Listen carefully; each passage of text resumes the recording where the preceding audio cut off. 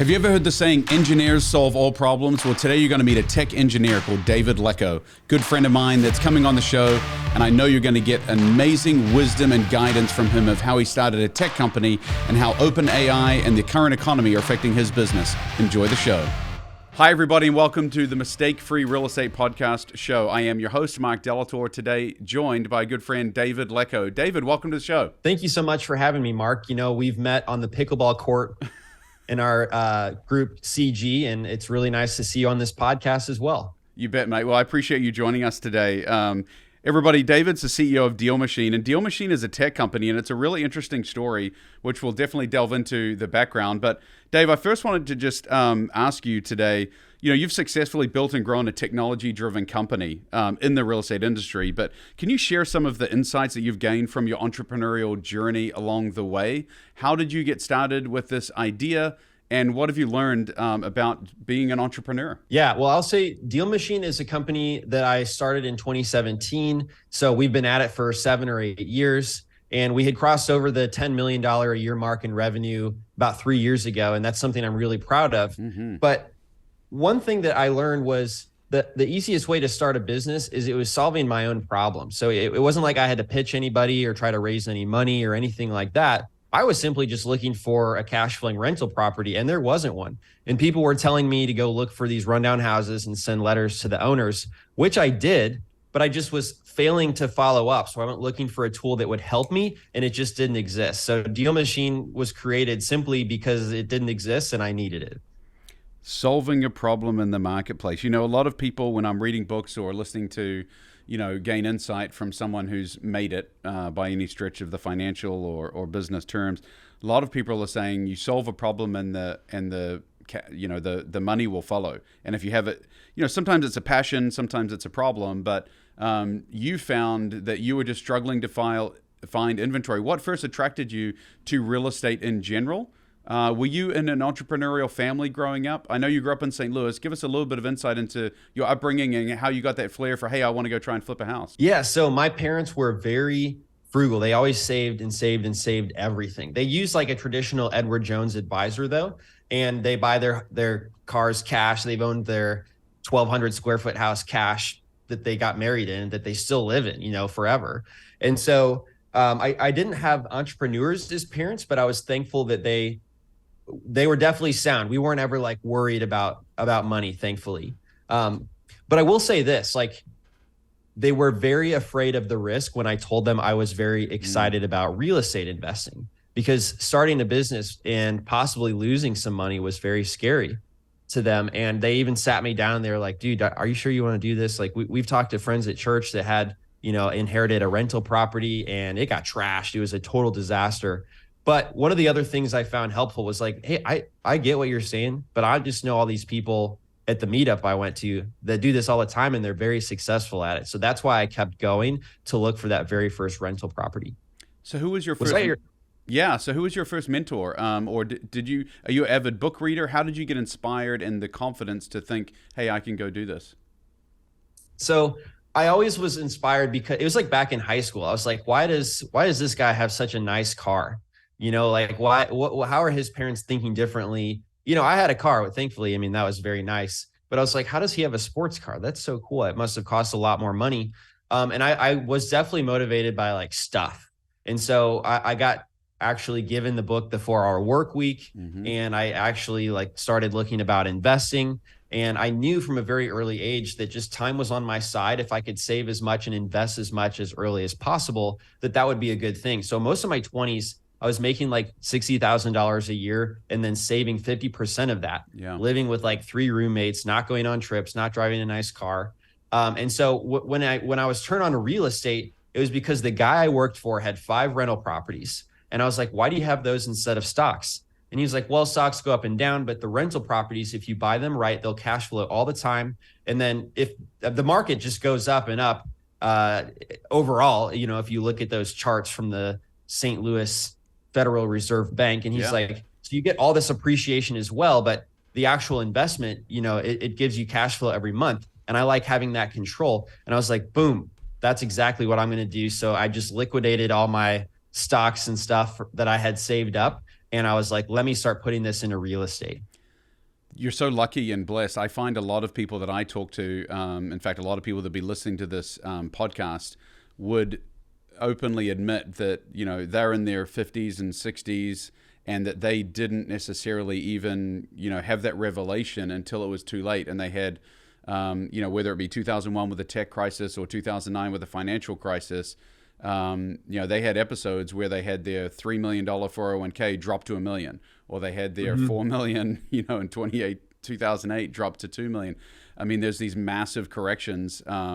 So you've never been a big stock market guy? You're still in real estate? Yeah, so I do dabble a little bit. Like I have a little bit of Bitcoin. I've got a little bit of, Tesla stock still. And then I've got a little bit of that general market stock, index fund. Yeah. But compared to the real estate, I would say it's only like 20% of my portfolio, and I just leave it there. I'm just planning on keeping it there. Smart. So give us a little bit of insight. Like, I am curious to know how someone that starts a tech company gets the knowledge of how to become a software expert. Was that you went to Missouri S&T? Was it was college courses, or do you really have to go way beyond the college courses to start, going deep on one particular channel and just have the passion for it and research it offline? How did you learn the skill sets to develop an app? Yeah, so I learned the skill sets to develop an app because I studied computer engineering. Most of those courses were like hardware based, so that's not really necessary to create an app. Thankfully, I did have 3 software courses. And from there, I learned how to code at my first job out of college, which was at Accenture. And they wanted problem solvers. And then they taught us how we should be a database developer for the client that I was working on for 2 years. So I really learned mostly about coding that way. And it doesn't make your app look good, like corporate software doesn't often look good. And so that's why I actually had to ask my friend Dave to be my business partner, because he was so good at that. And I competed with him for a while to try to be a better developer than him. And I just realized I'm pretty good at most stuff, but he is just like a unicorn, amazing person with this development skill set. So I made the first version of the app for myself. It wasn't even meant to be a business. But once somebody was like, hey, I want to buy $1,000 of direct mail for my real estate investing through your app, then I was like, okay, this should be a business, and I need a partner that can do this thing that I'm not the best at. And so that's how I figured out how to actually make an app that somebody could sign up for. Because back in the day, when I first put it on the App Store, there would be like 3 people signing up a day, and I would do like a 30-minute call with them just to get them in the app and then make sure they understood like how it worked, just because what I was building was functional, but it didn't look good. That's so cool. One of my favorite sayings is collaboration over competition. And I think you just highlighted it with your, with Dave coming on as your partner. So for those listening, give us a brief, DealMachine inherently is a very simple concept. For those that that have not heard of DealMachine, can you give a brief elevator pitch of exactly what you do for your clients? Absolutely. Well, just like I started out and received the advice to go driving for dollars, 80% of the new real estate investors that I talk to who are looking for their first rental property, or they're looking for a wholesale deal, they're looking for a discounted property. They find it by driving for dollars, looking for rundown houses, looking up who owns it, and sending a letter to the owner. And then that owner, one of the owners, may be encountering a problem and they need to sell their house quickly, and they want that speed and convenience, so they provide it at a discount to the investor. So instead of writing it down on a notebook, DealMachine is a map where you can press the house and add the lead. It tells you who owns it, and then you can send a piece of mail to the owner directly from the app, and it will also send a follow-up piece of mail for several months, that you can set in your settings. And so at the essential level, like that is what DealMachine started by doing. But now it's a tool that you can use to get comparables without having to contact your realtor. You can also download like all of the MLS data in the mobile app, or the pre-foreclosures or any of those types of lists. And you can filter by like 300 data points to build your own list in the mobile app as well, and then send marketing or get their phone numbers to call them. And so that's what DealMachine is for outreach, discovery and outreach. It's so cool. You've carved out a really unique position in real estate tech. Are you forced to continually innovate as a tech company to stay ahead of the curve and always be thinking ahead? Is that part of your role as CEO, is to be thinking, what's next? Well, we learned something. We used to build everything everyone recommended, but then it actually hindered the people picking up the app and wanting to have success because there were too many things and too many options. And so we've really focused on paring it down and making it simple and increasing the quality. So there's no bugs, so the map is not lagging. And so that's actually paid off more than just creating features that people requested. So that was a big aha moment for me, was to increase the quality, make sure what we're doing is world-class, best in the world before we start answering feature requests. And it's really important that things are simple, not just answering all the requests that everyone has. And so it's challenging to add functionality while also keeping things very simple, keeping the friction very low to actually doing what will get you the result, which in our case is adding leads and sending direct mail or text messages to the owner. The second part of that question would be like the AI just came out. Yeah, that's what I was going to get to, right? So Yeah, how is that impacting what you're doing? In the last 4 months, AI just came out and I've been using it a number of ways in my own life. One thing I did was I actually set my homepage on Google Chrome to be OpenAI's, ChatGPT. So that way I can use that instead of Google, just so I learn how to use it. A couple things that I've really enjoyed is I produce a podcast as well. I can give it the YouTube link for my full-length episode podcast, and then it will determine what are the best short form 60-second clips that will get the most views and engagement on Instagram. So it'll generate 50 of those. Wait, so you're saying that it watches the entire video and suggests which one? How long does that take? Don't tell me it's instantaneous. It's 10 minutes. Yeah, but it also puts the captions on there for you and makes the edits. And it's very cool. I just posted my first video from it yesterday, and it did better than average. I picked the top recommended video that it recommended, but yeah, it's just because before then I was searching through my podcast to identify the top points I thought would be good, and then telling my editor to make those. So I'm excited to experiment with it more. Everything's changing. There's new tools coming out all the time. And yeah, on the DealMachine side, it was like, well, beginners that are looking for their first deal have a lot of questions. How can we bring in AI to help them answer those questions about real estate investing? Now, ChatGPT just doesn't know real estate data. It doesn't have access to that data set. So we incorporated the AI provided by OpenAI and then put it inside of our app so that it can actually, run comps. It knows everything that we know about the property. And then you can ask questions like a concierge. How do I negotiate with this seller? What do you think how should I go about estimating the repair cost for this? And so for a new investor, which is a lot of who uses DealMachine, that's been a brand new thing we launched about a week ago. In most businesses, David, it's not so much the product or service that gives a business owner fits, but it's the people, right? I like to say our business is people, our product is real estate. Is it the same in a tech firm? Is people a big deal to help your company grow? I think so a lot. I know I actually was very serious all the time in my meetings, especially 3 years ago, because we had grown a lot and then growth started to slow, which is what happens oftentimes when you get bigger. It's harder to grow faster as you get larger, in my experience. And so that was making me like a little upset because I wasn't meeting all of my goals. And so I was very serious. And then I really kind of changed course. So instead of being like so nitpicky or almost micromanager, I changed my tone so that at my weekly all hands meetings, I was actually just making sure everyone was having a great time, giving people fun introductions before it was their turn to present, trying to crack, jokes as often as possible and just praising people. Because then what I heard was that people were just like, man, I can see a light switch flipped in you, David, and it makes me enjoy my job so much. Like, this has become my favorite place to work in my entire career. And this was somebody who, was in their 50s and had quite a career so far. And that's when I knew I was onto something. I was like, okay, yeah, there's a time and a place for helping people get the results that they need.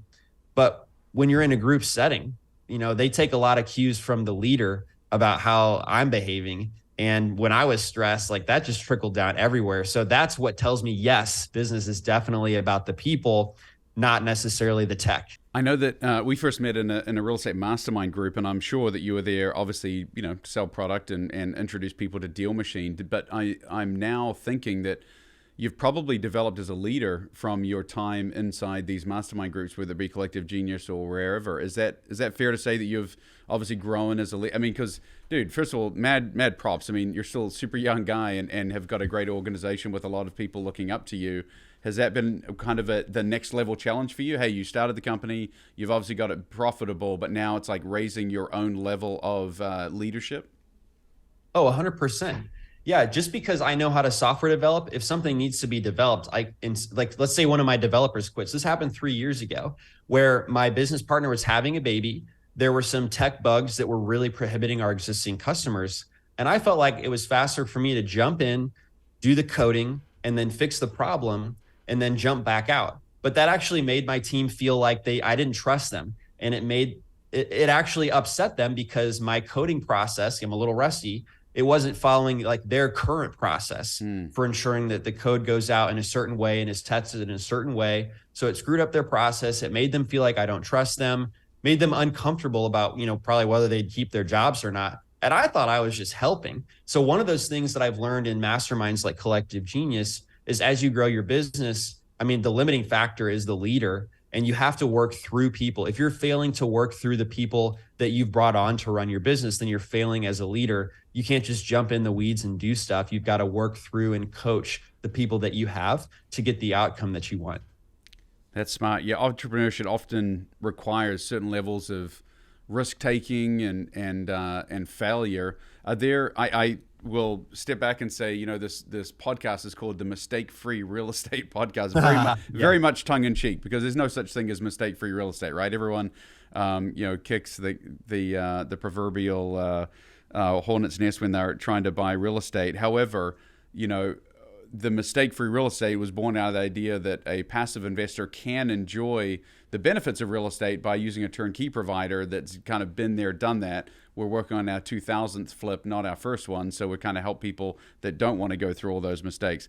Tell me a little bit about mistakes that you've made and how you've learned lessons along the way in your entrepreneurial journey. Of course. Yeah, so some mistakes that I made was my third deal. I put this house under contract for $55,000, and we were about to close. It was a 3-2 in Indianapolis, and it was about 1,500 square feet. And so thankfully, right before I was about to close, I had a contractor walk through and tell me, just say, verify my repair costs on this, will you? And then he told me, he was like, that cigarette smell you smell when you walk through the house? He's like, yeah, there's not going to be any paint, that's going to cover that up. It's going to come right through the paint. And so if you're going to actually do this, it's going to cost you about, maybe $12,000 extra dollars to possibly even have to replace a lot of this drywall because it's just soaked in the materials. You can't just cover it up. So thankfully in that case, it was, I would say it was saved, right? Because I was able to go back and renegotiate with that seller. But that could have been a big mistake. It could have definitely been a big mistake. I would say, Mark, the other mistake. So luckily, I haven't suffered too many, but they've come close. I bought this house. It was a 600 square foot house for $4,000. Now, this house is tiny, but it was like a 3-2, and it was right by a college area. I mean, there were college students renting all these other houses nearby. They were twice the size, but they were good rents. And I was like, you know what? I'm going to get some interest-free credit cards, pay a contractor $60,000 to fix this thing up. And then I'm going to go get this thing refinanced for like $130,000. And I had just done it twice, so I was feeling pretty cocky. But then once it got done, I was like, all right, I got like 6 more months on these credit cards before I have to start paying like 20% interest or whatever it is. And I went to go refinance it, and like literally nobody would give me, there was no comps, right? There's like no other 600 square foot house around here. And so I couldn't refinance it. Now, thankfully, DealMachine started paying the bills right about that time. So I was able to pay off the cards. But I often think, I was like, what the heck would I have done back? Like, what would I have done to get this money off my credit cards? I don't know. I would have had to find some other solution, but I certainly don't know what it would have been. Yeah, dodged a bullet there. No, hey, look, I think too many people out there just put their money blindly into the stock market and hope for the best. But to take the bull by the horns and jump in and start buying real estate, I think is, you just learn so much through that journey. I think it's wonderful. What are you seeing come down the pipeline, Dave? We're in a unique time period right now, and everyone's always asking about the economy. Has the rising interest rates affected your subscription base, or are you finding that more people are wanting to jump into real estate now and looking for more deals? Tell me a little bit about what your view is on the economy and how it's impacting DealMachine. All right. I love this question because I've been around for 7 years now. So not like a full cycle of real estate, but definitely like 7 annual cycles. So one thing I've observed is that real estate investors, they really take it easy from Thanksgiving to Christmas. And so our subscriber count always like dips down, but that's a normal thing that happens every year. So it doesn't worry me now like it did back in the day when I was brand new in the business. I was like, what's happening? I will say this December, January, it was definitely like the hardest dip that I had seen. So I think there was quite a bit of uncertainty in terms of like, can you still do this? Can you still find really amazing deals? But now I will say this, like we are growing in the fastest rate that we have in the last 3 years.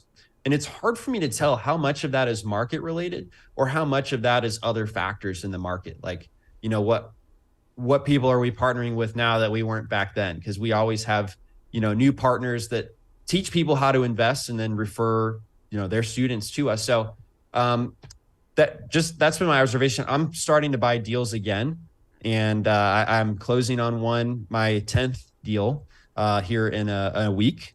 And so I still think, I'm really curious what you think, because I feel like you have more experience here, but it seems like if your business is solving problems and purchasing real estate at a discount, to help somebody solve a problem where they need to get rid of it quickly, it feels like those happen in all kinds of markets. No doubt. The biggest challenge for us has been the fear in the marketplace that happened with rising interest rates affected our ability on the back end more so than on the front end. Our investors that are looking to buy passive inventory were at a point when they're like, hey, I know it pencils at 3.7%, but now it's 7%. And so, real interest rates have doubled, and that's impacting our cash flow. I'm like, yeah, but the underlying asset is still great, and it's still getting the same amount of rent and still getting the same, cash. Your interest has just obviously been increased. So there was a lot of doubt in the market there. I believe that with the lack of inventory that's still on the market, the comparisons to 2008 are unwarranted. I don't believe that there's going to be a major cycle real estate crash. However, not obviously, and the other thing is, with new home construction lagging so heavily from the past decade, where just very few single homes were built, still coming out of the global financial crisis, I think that we're still, there's not only a shortage of active inventory on the market, there's actually an overall shortage of inventory to keep up with the population base. So, I think economically, I think we're in an uncertain time, but I think real estate is not going to be the catalyst. I'm not saying a recession is necessarily not going to happen. I think if the Fed keeps slamming their foot on the brake, they will eventually get what they're asking for, which is some carnage and some unemployment. They're obviously wanting to go up, so there'll be some ramifications of that. But yeah, I don't think it'll impact the real estate business or your business anytime soon. So that's my Well, that's take great on it. news to hear, Mark. Yo, put the fear. Yeah, take the fear out of the market. Hey, David, long-term goals, like where do you see DealMachine going, and what does your entrepreneurial journey look like from here? Are you content? Are you just to continue to grow this? Are you looking at other deals? What's going on in your entrepreneurial journey? Yes, I see DealMachine extending beyond a tool to becoming the place that everyone goes to get into real estate investing and find their first deal. So we're bringing on experts to talk about live with people who sign up for DealMachine, things like negotiating with sellers, things beyond the discovery and outreach that they need to close their very first deal. So I'm excited for DealMachine to grow in that way. So not only providing the tool, but also building a community that helps people get their first deal and becomes the most popular place for that to happen. What was the second part of your question? Just one more time. I want to make sure I got it. So that was the first part of the question. Second part is like 10 years from now, like what's your end goal? Is real estate going to be a part of your future as you choose to, sail into the sunset? I'm curious to get from your mindset. You're a full, decade younger than I am. I'm curious to know what your goals are as a business owner. Are you hoping to, where do you see yourself in 10 years time, and what does your life look like in 10 years? Yeah. So that's a really great question. When I bought I've held like my 9 properties for 5 years on average. And of course that was at the end of probably like a 10-year, 12-year cycle where the appreciation was happening. But dude, I saw them appreciate. It's like almost $1 million just in appreciation, in addition to the 60K of net cash flow that I've gotten from all of them every year during that time. And so when I first bought it, I was like, well, okay, this is going to net me, so much for all of eternity. But what I've seen is like, well, the rents go up. So then you just get more cash flow. And then you also get the appreciation.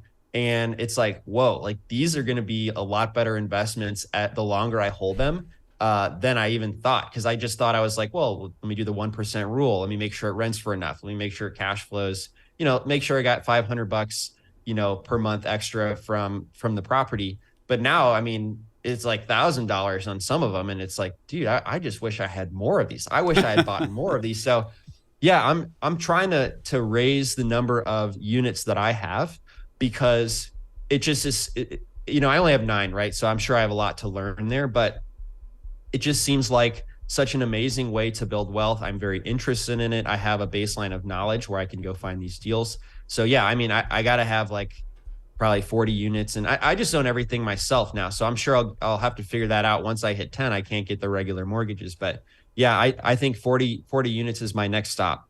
Good for you. No, that's important. I think you hit the nail on the head. The one common truth that I hold that as an ideal for investing is I've never met a 70-year-old man or woman that says, man, I wish I didn't own those 100 doors that I bought 20 or 30 years ago. In fact, I feel like in collective genius, you hear people say like, man, I just wish I would have kept more deals for myself. Yes.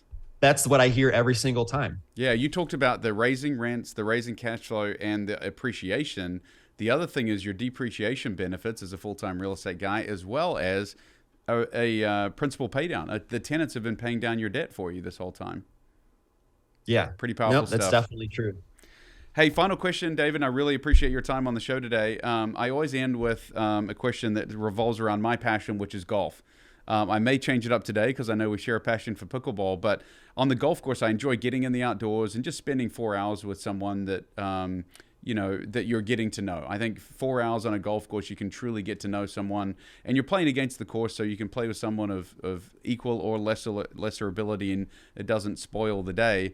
My question is, if you had an ultimate foursome, either golf or on a pickleball court, as the case may be, who would those 3 people be that you would love to spend time with to garner some information? Now, living or past, famous or someone that who would be 3 people that you would enjoy spending time with, getting to know at a deeper level?